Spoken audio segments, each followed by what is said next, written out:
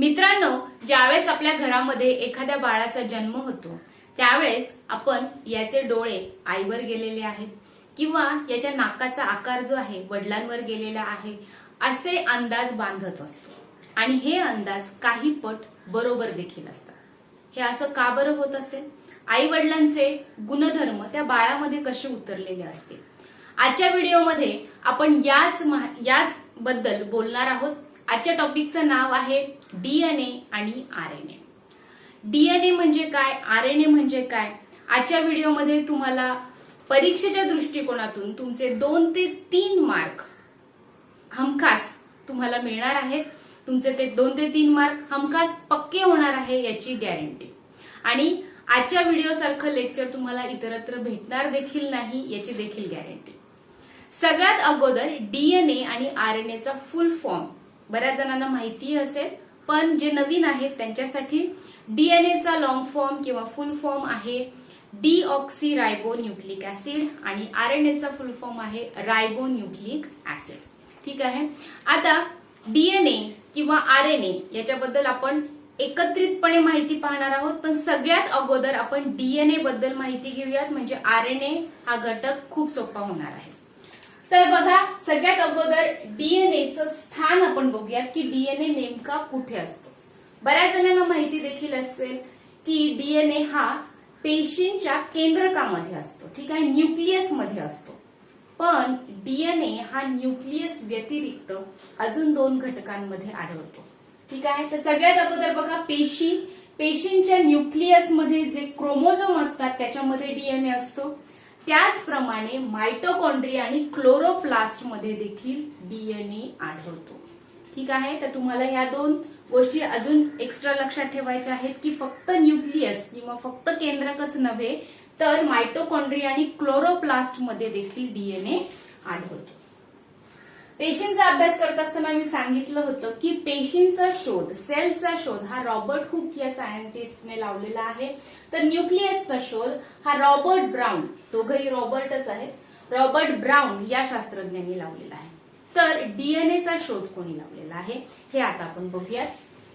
1869 साली Friedrich Miescher या सायंटिस्टने chromosomes मध्ये किंवा न्यूक्लियस मध्ये, केंद्रकामध्ये त्याला काही गोष्टी दिसल्या, त्याने नाव दिलेलं होतं न्यूक्लियन.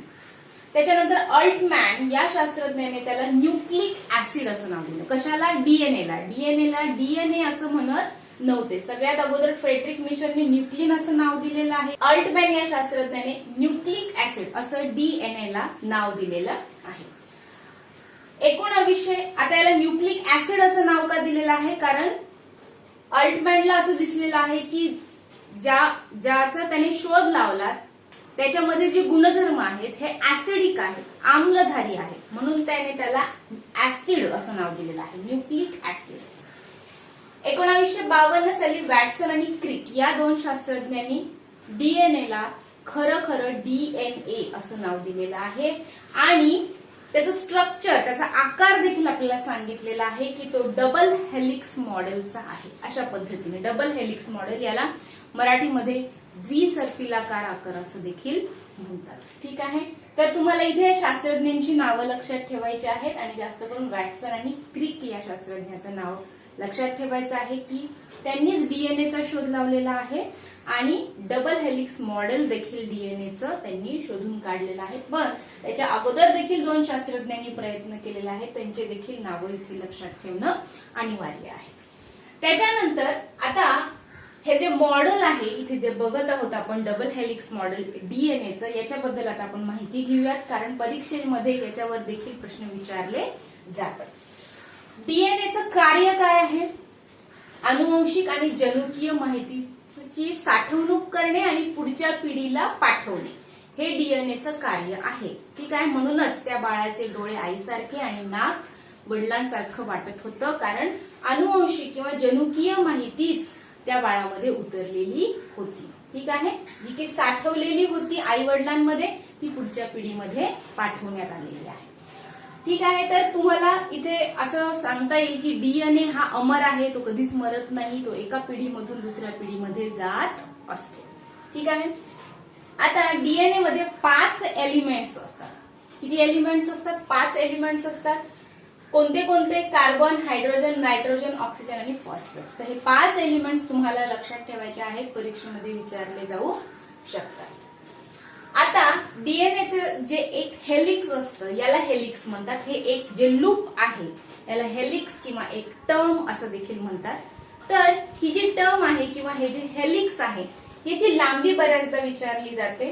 त्याची लांबी आहे 34 आर्मस्ट्रॉंग किंवा नॅनोमीटर मध्ये जर विचारलेली असेल तर 3.4 नॅनोमीटर आणि मीटर मध्ये जर विचारलेली असेल तर 3.4 इंटू 10⁻⁹ मीटर. ठीक आहे. ही जी लांबी आहे ती 3 प्रकारे तुम्हाला विचारू शकतात, आर्मस्ट्रॉंग मध्ये, नॅनोमीटर मध्ये आणि मीटर मध्ये. ठीक आहे.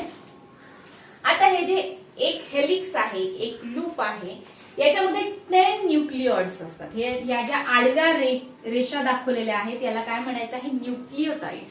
तर याच्यामध्ये एका हेलिक्स मध्ये 10 न्यूक्लिओटाइड्स असतात. ठीक आहे. आणि 2 न्यूक्लिओटाइड्स, हे जे 2 न्यूक्लिओटाइड्स आहे याच्यामधील जे अंतर आहे ते किती असतं? 0.34 नॅनोमीटर. ठीक आहे. 2 न्यूक्लिओटाइड्स मधलं अंतर किती असतं? 0.34 नॅनोमीटर. आणि याचा व्यास, हा जो व्यास आहे हा व्यास किती असतो? 2 नॅनोमीटर. ठीक आहे. याचा जो प्रभार आहे, डीएनएचा जो प्रभार आहे कसा असतो? तो ऋण असतो किंवा मायनस असतो. ठीक आहे. तर बघा, ही सगळी जी माहिती होती परीक्षेच्या दृष्टिकोनातून अत्यंत महत्वाची होती. ती तुम्हाला लक्षात ठेवावी लागेल. बऱ्याचदा पाठ देखील करावे लागतील की एलिमेंट्स किती आहे, लांबी किती आहे, किती न्यूक्लिओटाइड्स असतात.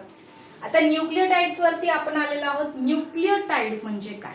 त्याच्या आडव्या रेखा दाखवलेल्या होत्या मी, ते असतात न्यूक्लिओटाइड. कारण डीएनए आणि आरएनए हे काय असतात? हे दोघं देखील काय आहेत? पॉलिमर्स आहेत. पॉलिमर्स याला मराठीमध्ये बहुलक असं म्हणतात. आणि ज्यावेळेस एखादी गोष्ट ही खूप सगळ्या गोष्टींमधून बनलेली असते तर ती पॉलिमर असेल तर त्याचं एक युनिट किंवा एकक किंवा एक रचनात्मक आणि कार्यात्मक घटक देखील तुम्हाला लक्षात ठेवावाच लागतो.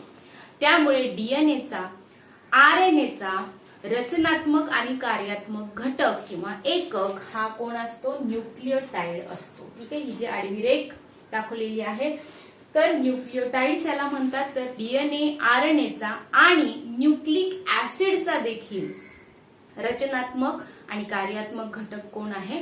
तर न्यूक्लिओटाइड आहे. हे तुम्हाला इथे लक्षात ठेवायचं आहे. आता आपण न्यूक्लिओटाइड बद्दल जास्तीची इन्फॉर्मेशन पाहूयात. न्यूक्लिओटाइड्स हे जे आहेत हे 3 घटकांनी बनलेले असतात. पहिला घटक आहे शुगर, ज्याला शर्करा असं म्हणतात. कार्बोहायड्रेट्स याला देखील आपण शर्कराच म्हणतो. पण कार्बोहायड्रेट्स मध्ये कार्बनचे 6 किंवा 6 कार्बनने बनलेला असतो कार्बोहायड्रेट. पण ही जी शर्करा आहे डीएनए मधील न्यूक्लिओटाइड्सची ही पेंटोज शुगरने बनलेली असते. ठीक आहे. याच्यामध्ये फक्त कार्बनचे 5च रेणू तुम्हाला दिसणार आहे. ठीक आहे. कार्बनचे 5च अणू असणार आहे. आणि अजून एक गोष्ट इथे डिफरन्स लक्षात ठेवायचा आहे डीएनए आणि आरएनए मधला, तो म्हणजे डीएनएला डीऑक्सीरायबोज न्यूक्लिक ऍसिड असं का म्हणतात? कारण डीएनए मध्ये ऑक्सिजनचा एक जो रेणू आहे तो कमी असतो आरएनए पेक्षा. ठीक आहे. म्हणून आरएनएला रायबो किंवा रायबोन्यूक्लिक ऍसिड असं म्हणतात. तर डीएनएला डीऑक्सीरायबो न्यूक्लिक ऍसिड असं म्हणतात कारण एक अणू जो आहे ऑक्सिजनचा तो कमी असतो, डीऑक्सी. ठीक आहे. एक अणू कमी असते. पेंटोज शुगर असते, हे देखील इथे लक्षात ठेवायचं आहे. दुसरा घटक आहे फॉस्फेट ग्रुप. हा जो फॉस्फेट ग्रुप आहे हा फॉस्फोरिक ऍसिड पासून बनलेला असतो. आणि तिसरा घटक आहे नायट्रोजन बेस, याला क्षार असं म्हणतात. आणि याच्यामध्ये कार्बन, हायड्रोजन, ऑक्सिजन आणि नायट्रोजन हे अणू असतात. ठीक आहे. तर अशा प्रकारे न्यूक्लिओटाइड्सचं स्ट्रक्चर असतं. ठीक आहे. इथे ऑक्सिजन असतो, इथे कार्बन आहेत, कार्बन 5 असतात एकूण. हा आहे फॉस्फेटचा ग्रुप इकडे आणि इकडे आहे नायट्रोजन बेस. ठीक आहे. तर बघा, हे न्यूक्लिओटाइडचं स्ट्रक्चर आहे. डिफरन्स कुठे असतो ते देखील सांगणार आहे. आता नायट्रोजन बेस जो आहे याचे परत 2 प्रकार पडतात, प्युरिन आणि पिरिमिडिन किंवा पायरिमिडिन. ठीक आहे. पुस्तकामध्ये पायरिमिडिन, पिरिमिडिन असं दोन्ही शब्द दिसतात. प्युरिन आणि पायरिमिडिन किंवा पिरिमिडिन. प्युरिन जे आहे ते 2 रिंगने बनलेले असतात, तर पिरिमिडिन 1 रिंगने. आता हे जे प्युरिन आहेत यांच्यामध्ये ऍडेनिन आणि ग्वानाइन, याला शॉर्ट मध्ये AG असं म्हणायचं आहे. तर पिरिमिडिन मध्ये थायमिन आणि सायटोसिन, यालाच TC असं शॉर्ट मध्ये म्हणायचं आहे. ठीक आहे. तर प्युरिनचे जरी हे 2 घटक असले ऍडेनिन आणि ग्वानिन, आणि पिरिमिडिनचे थायमिन आणि सायटोसिन, पण नायट्रोजन बेस जोडताना मात्र असा जोडलेला असतो. ठीक आहे. AG असा जोडलेला नसतो, तर AT असा जोडलेला असतो, आणि जोडताना तो हायड्रोजन बॉन्डने जोडलेला असतो. GC असा जोडलेला असतो हायड्रोजन बॉन्डने. पण हायड्रोजनच्या दुहेरी बंधाने, डबल बॉन्डने A आणि T जोडलेला असतो, तर हायड्रोजनच्या ट्रिपल बॉन्डने किंवा तिहेरी बंधाने G आणि C म्हणजेच ग्वानिन आणि सायटोसिन जोडलेला असतो. कसा जोडलेला असतो बघा. समजा हे एक न्यूक्लियोटाइडचं स्ट्रक्चर आहे. समजा इथे हे बाकीचं तर सगळ्यांमध्ये सेमच असणार आहे, फक्त नायट्रोजन बेस. समजा इथे A असेल म्हणजेच काय ऍडेनिन असेल, तर पुढे जोडताना अशा पद्धतीने तो जोडणार आहे. इकडे परत स्ट्रक्चर आहे असं समजायचं आहे. इथे हे नायट्रोजन बेस आहे, इथे डबल बॉन्डने जोडणार आहे, पण इथे काय येणार आहे T येणार आहे. ठीक आहे. इथे जर समजा C असेल तर इकडे G येणार आहे. ठीक आहे. म्हणजे सायटोसिन असेल तर ग्वानिन येणार आहे. ठीक आहे. AT आणि GC अशी जोडी असणार आहे. फक्त इथे ट्रिपल बॉन्ड असणार आहे GC जर असेल तर, आणि AT ने जोडलेले असतील हायड्रोजन बॉन्ड तर डबल बॉन्ड असणार आहे हायड्रोजन बॉन्डचा. ठीक आहे. तर हे इथे एवढं लक्षात ठेवायचं आहे. प्युरिनचे हे 2 घटक विचारले जातात, पिरिमिडिनचे देखील हे 2 घटक विचारले जातात. कशाने जोडलेले असतात? हायड्रोजन बॉन्डनी. A आणि T डबल बॉन्डने, तर G आणि C ट्रिपल बॉन्डने, हे देखील इथे लक्षात ठेवायचं आहे. आता बघा, आपण जे आतापर्यंत शिकलो याचा एक ट्री डायग्राम इथे मी काढलेली आहे, जेणेकरून तुमचा अभ्यास इथे सोपा होणार आहे. डीएनएचा मॉलिक्युलर फॉर्म्युला तुम्हाला इथे लक्षात ठेवायचा आहे C5H10O4. डीएनए हे एक पॉलिन्यूक्लियोटाइड आहे, एक बहुलक आहे, जे कशापासून बनलेलं आहे? न्यूक्लियोसाइड आणि फॉस्फेट. आतापर्यंत आपण न्यूक्लियोटाइड बद्दल बघितले, जे 3 घटक बघितले ते न्यूक्लियोटाइडचे होते. डीएनए न्यूक्लियोसाइड आणि फॉस्फेटने देखील बनलेला आहे. ठीक आहे. आता बघा, जर परीक्षेमध्ये प्रश्न कशा पद्धतीने विचारले जातात, न्यूक्लियोटाइड कशापासून बनलेला आहे? न्यूक्लियोटाइड म्हणते मी. न्यूक्लियोटाइड कशापासून बनलेला आहे? शुगर, नायट्रोजन बेस आणि फॉस्फेट असंही तुम्ही सांगू शकता, किंवा न्यूक्लियोटाइड हा न्यूक्लियोसाइड आणि फॉस्फेट या दोघांनी देखील बनलेला आहे असं देखील म्हणू शकता. कारण न्यूक्लियोसाइड मध्येच परत शुगर आणि नायट्रोजन बेस येत असतात म्हणून. ठीक आहे. तर न्यूक्लियोटाइड शुगर, नायट्रोजन बेस आणि फॉस्फेटने बनलेला आहे असं देखील म्हणू शकता तुम्ही, किंवा न्यूक्लियोसाइड आणि फॉस्फेटने न्यूक्लियोटाइड बनलेला आहे असं देखील तुम्ही म्हणू शकता. ठीक आहे. कारण प्रश्न याच्यावरती विचारला गेलेला आहे म्हणूनच इथे ही डायग्राम काढलेली आहे. आता बघा, न्यूक्लियोसाइड मध्ये शुगर आणि नायट्रोजन बेस येतात, पण न्यूक्लियोटाइड मध्ये हे तिघही येतात, पण न्यूक्लियोसाइड मध्ये मात्र शुगर आणि नायट्रोजन बेसच येतात. शुगर 2 प्रकारची असते, रायबोज आणि डिऑक्सिरायबोज. रायबोज कोणामध्ये असते? आरएनए मध्ये असते रायबोज शुगर. तर डिऑक्सिरायबोज ही शुगर कशामध्ये असते? डीएनए मध्ये असते. नायट्रोजन बेस 2 भागामध्ये वर्गीकरण करण्यात येतं नायट्रोजन बेसचं, प्युरिन आणि पिरिमिडिन. प्युरिन मध्ये AG म्हणजेच ऍडेनिन आणि ग्वानाइन, तर पिरिमिडिन मध्ये T आणि C. ठीक आहे. थायमिन आणि सायटोसिन. तर अशा पद्धतीने तुम्हाला हे लक्षात ठेवायचं आहे. याचा तुम्ही स्क्रीनशॉट देखील काढू शकता. आता आपण आरएनए बद्दल माहिती पाहणार आहोत. आरएनएचा इथे मॉलिक्युलर फॉर्म्युला लक्षात ठेवायचा आहे C5H10O5. डीएनए मध्ये O4 होतं, कारण ऑक्सिजन एक कमी असल्यामुळे. आता आरएनए देखील कुठे सापडतो? केंद्रकामध्येच, पेशींच्या केंद्रकामध्येच. त्याचप्रमाणे पेशी द्रवामध्ये देखील आरएनए सापडतो. ठीक आहे. तर हे कुठे आढळतो याचं स्थान देखील माहीत असणं आवश्यक आहे. आरएनए हा सिंगल स्टँडर्ड असतो, जसं की डीएनए हा डबल स्टँडर्ड होता, द्विसर्पिलाकार आकार होता, पण हा कसा असतो? सिंगल स्टँडर्ड असतो. याच्यामध्ये रायबोज शुगर सापडते. आताच सांगितलं होतं, आरएनए मध्ये रायबोज शुगर सापडते, तर डीएनए मध्ये डिऑक्सिरायबोज शुगर. याच्यामध्ये नायट्रोजन बेस जो असतो आरएनएचा याच्यामध्ये ऍडेनिन, ग्वानाइन आणि सायटोसिन तर असतातच, पण थायमिन नसतो. थायमिनच्या ऐवजी इथे युरॅसिल हा घटक असतो नायट्रोजन बेसमध्ये. हे इथे लक्षात ठेवायचं आहे, हे इम्पॉर्टंट आहे. थायमिनच्या ऐवजी युरॅसिल लक्षात ठेवायचं आहे नायट्रोजन बेसमध्ये आरएनएच्या. आता बघा, आरएनएचे दोन भागामध्ये वर्गीकरण करण्यात येते.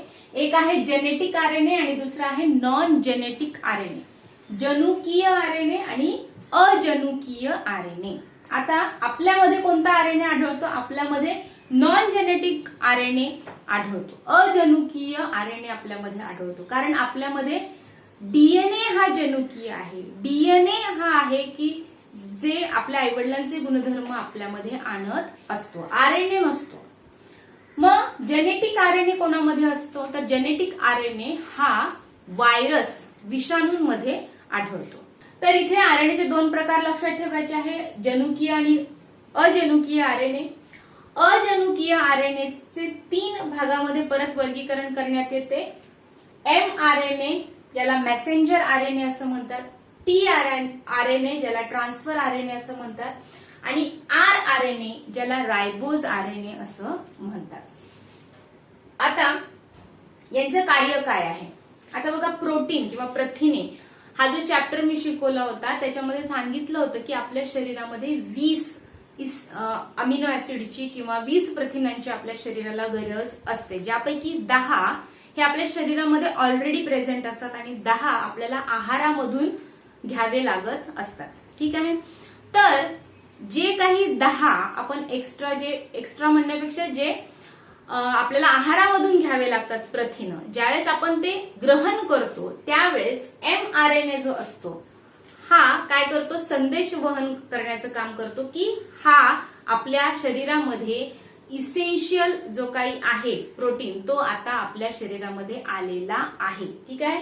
आणि प्रोटीन संश्लेषण करण्याचं कार्य देखील एमआरएनए, मेसेंजर आरएनए करत असतो. म्हणजे त्याचे 2 कार्य आहेत, प्रोटीन संश्लेषण आणि तो प्रोटीन आला आहे हे संदेश वहन करणे. ठीक आहे. मेसेंजर आरएनएचं हे कार्य आहे. टीआरएनए म्हणजेच ट्रान्सफर आरएनए काय करतो?